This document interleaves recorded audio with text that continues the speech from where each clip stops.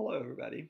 This is a new screencast to wrap up the end of our Cold War unit um, for this spring semester.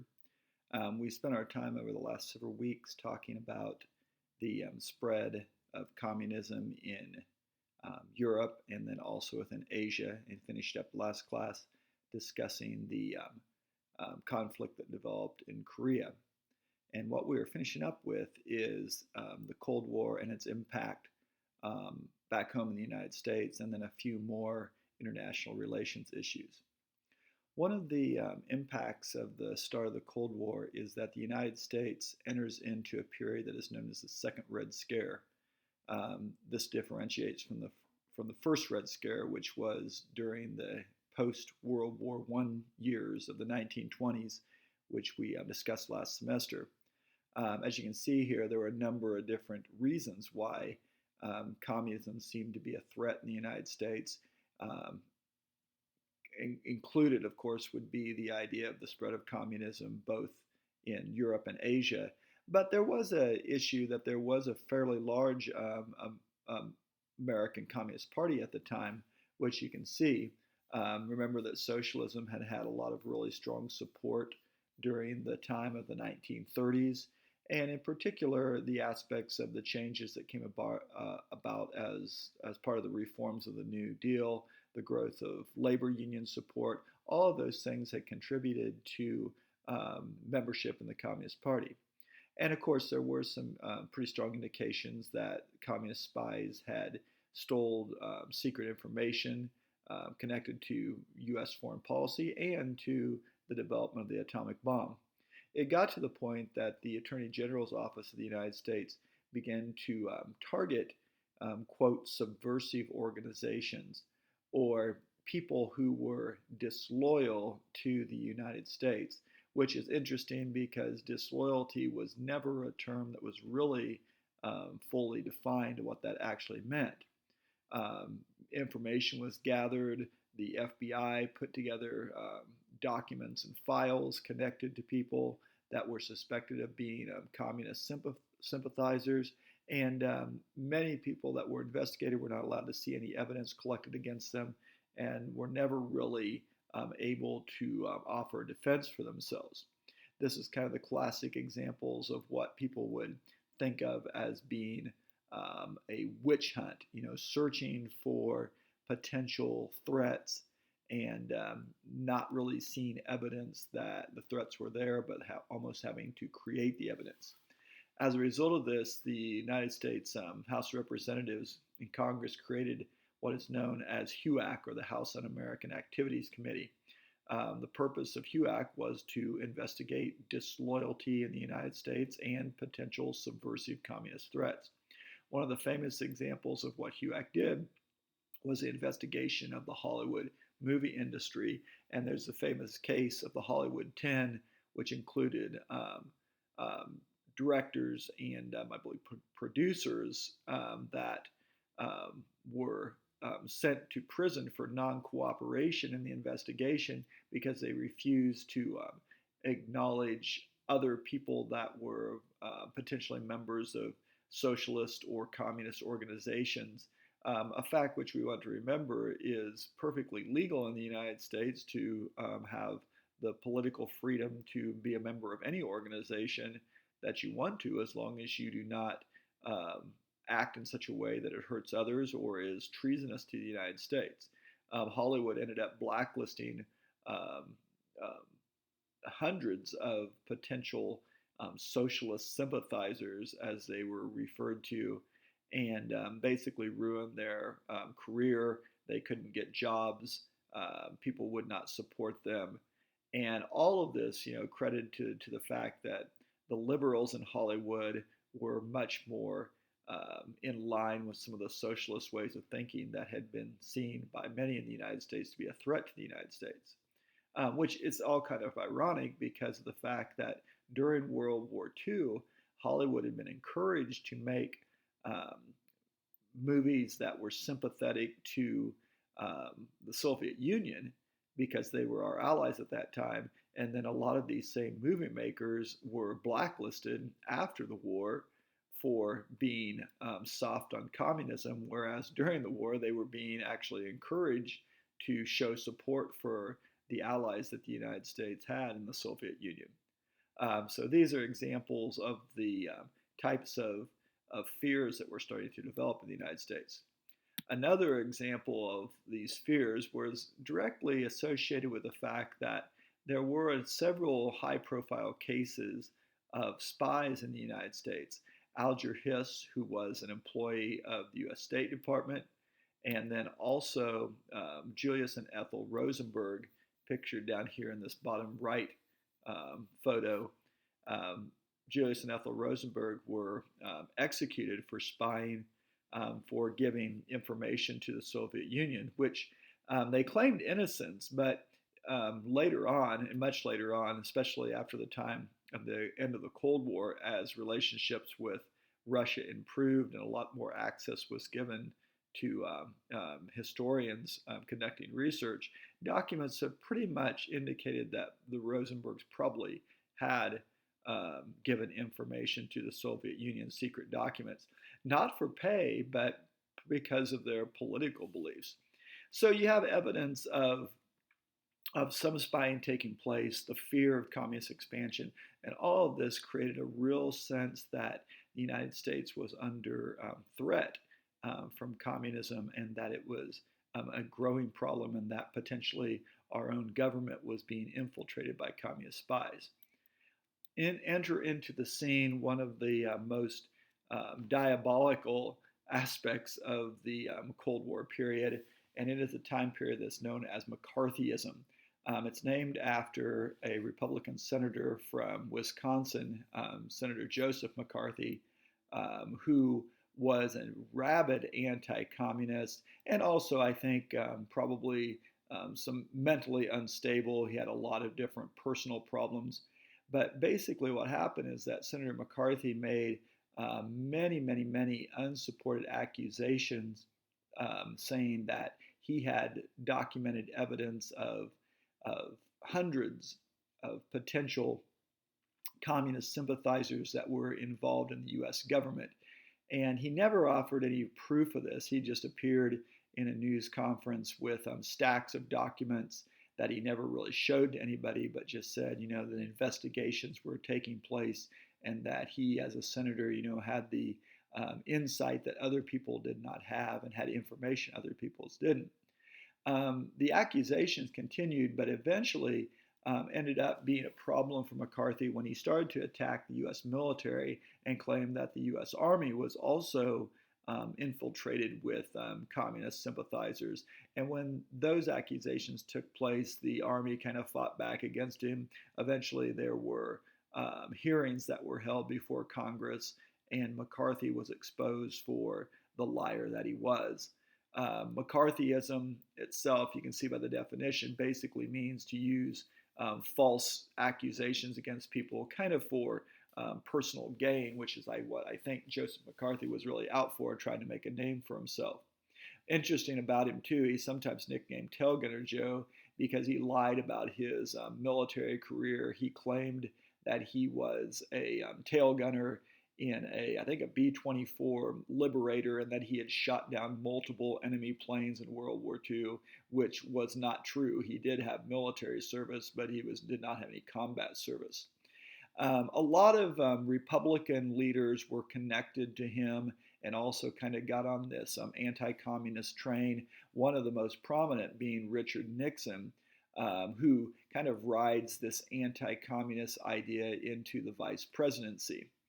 The president during the 1950s that was from the Republican Party is Kansas's own Dwight D. Eisenhower. He had been elected in 1952, and remember that was at a point in time when the U.S. was engaged in war in Korea. He was first Republican president in 20 years. We talked about how, if you remember, how Roosevelt and Truman had been Democratic Party presidents from 1932 on to 1952. And when Eisenhower becomes president, he was actually courted by both the Republican Party and the Democratic Party. And I think one of the big reasons why he was elected was his long military career. And this was a time when the U.S. was very much concerned with potential conflict with the Soviet Union. So someone with a military background was very appealing to a lot of people. His vice president was Richard Nixon, who I mentioned was put into the position connected to the fact that he was a anti-communist leader in the U.S. Congress. The U.S. Foreign policy during the time was really affected by John Foster Dulles. He was U.S. Secretary of State, and he took on a very anti-communist view as well and influenced President Eisenhower quite a bit. They basically create the foreign policy concept of what is known as massive retaliation. And that's the concept that there would be no reason for the Soviet Union to ever attack us because U.S. policy would be to fire back with all the weapons within our arsenal, thereby destroying any enemy that would come after us.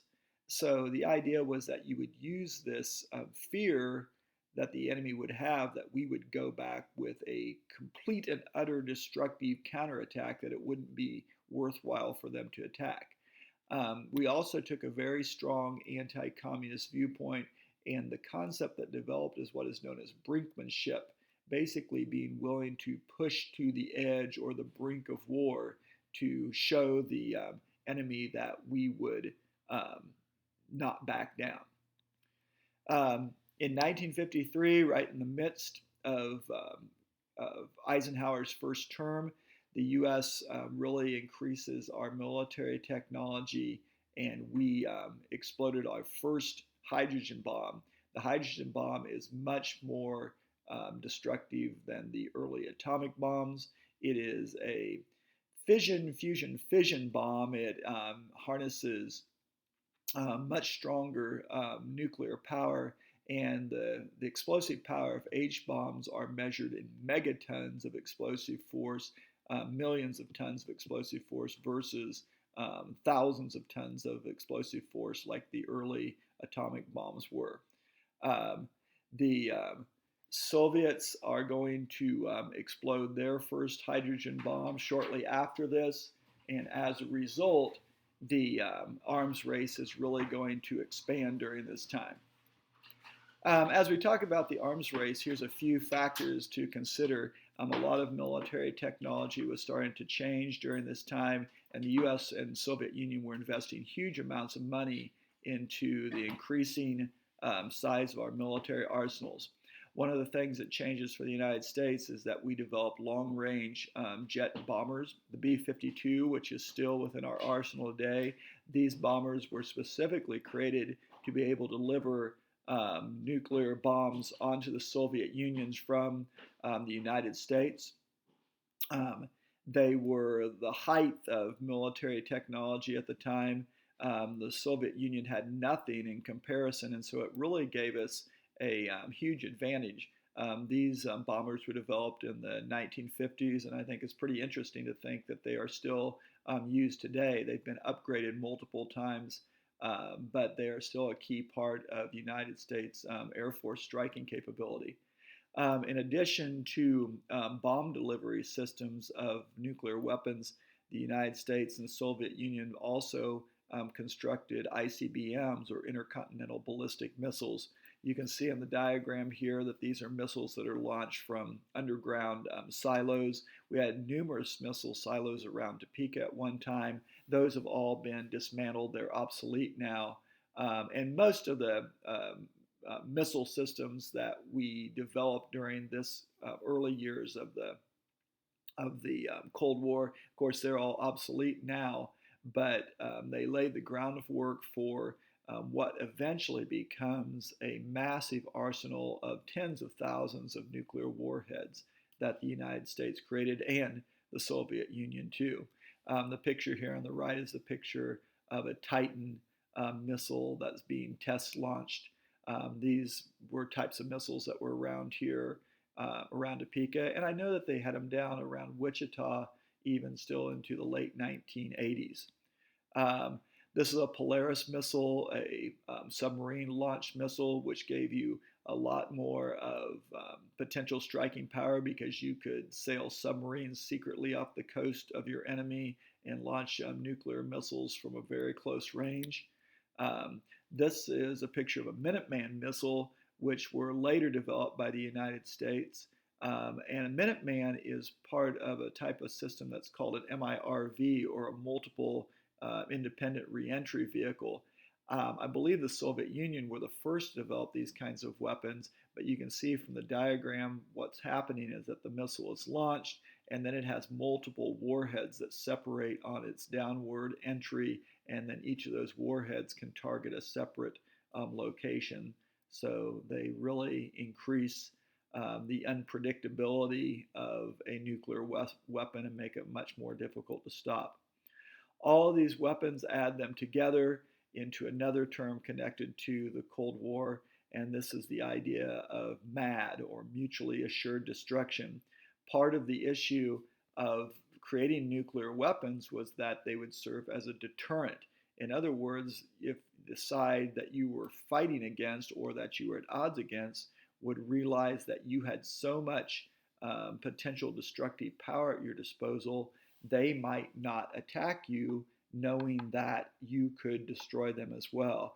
And that became basically the policy of both of our countries, that we would not attack the Russians, they would not attack us, because certainly if they attacked us, we would launch our missiles in response.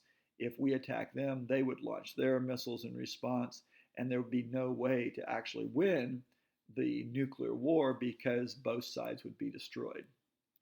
Um, Conducting the war in other ways, there were other important American agencies that were created that were connected to the Cold War, some of which have a lot of long-term impact, and I wanted to mention, and one is the Central Intelligence Agency.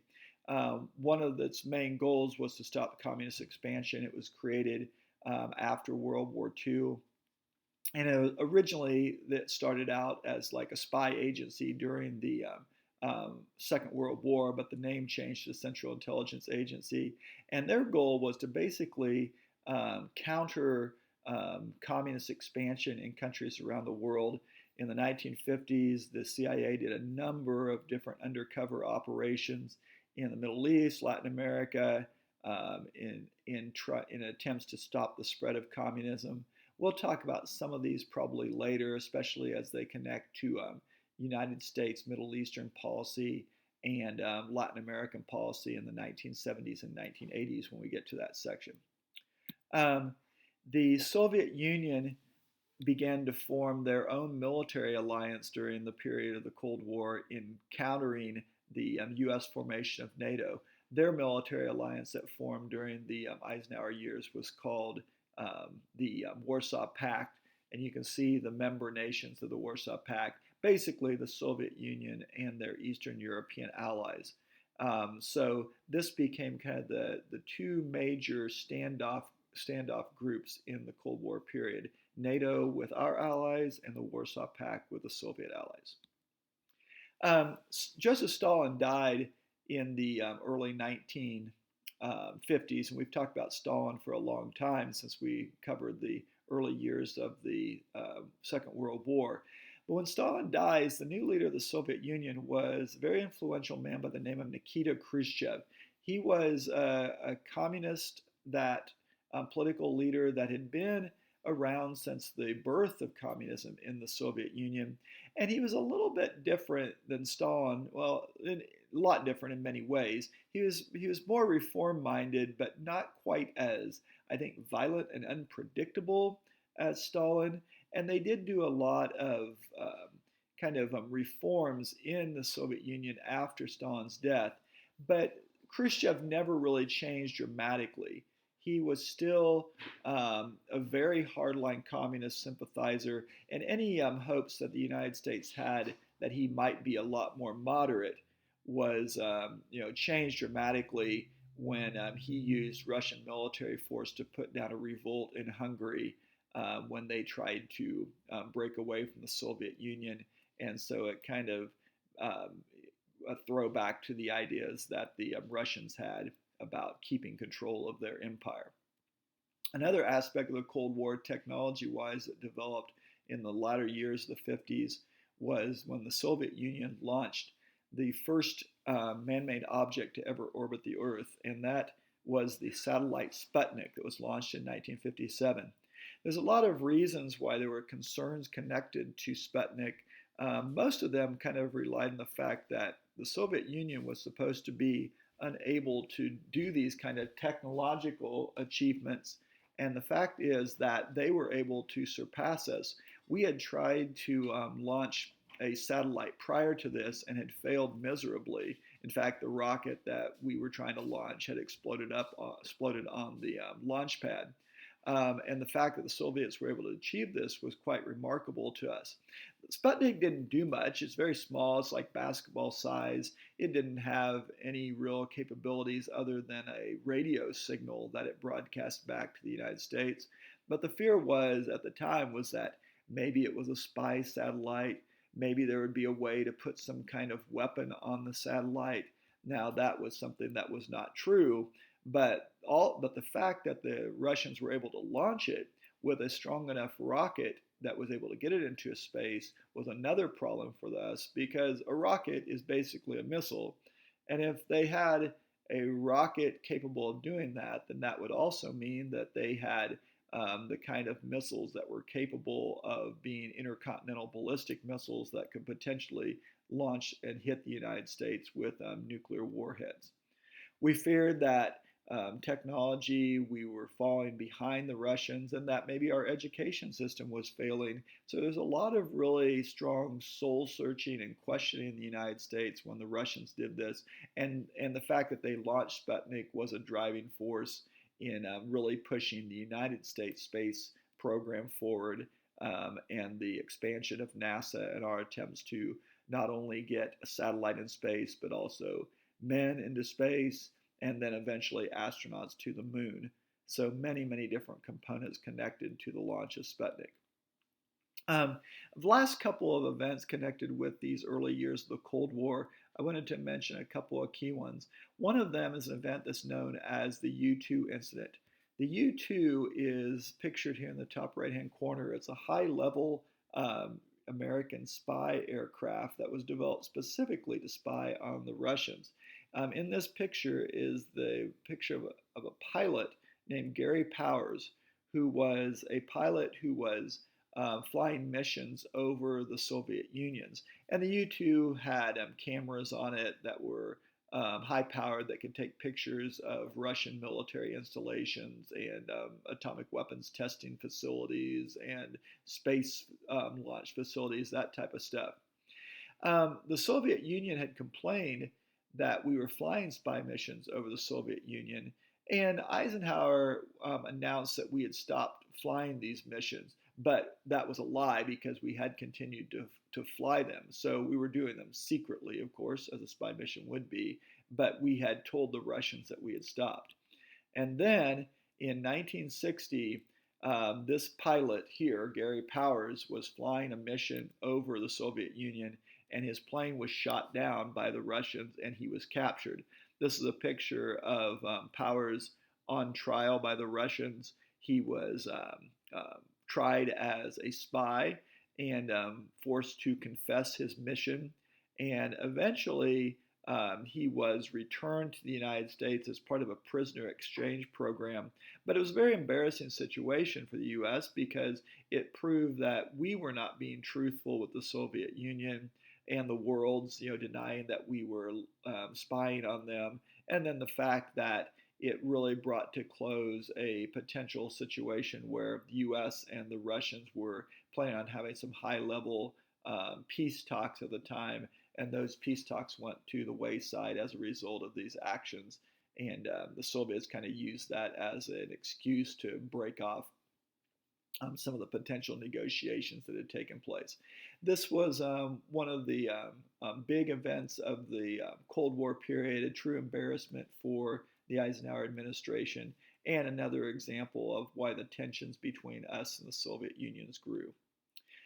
At the end of the Cold War, or at least maybe I shouldn't say the end of the Cold War, but the Cold War of the 1950s It was a very tension-filled time. The U.S. and the Soviet Union were in the midst of a struggle for world domination, and the 50s doesn't the 50s time period does not really answer any of those questions. We move into the 1960s with a lot of very high tension between our two countries.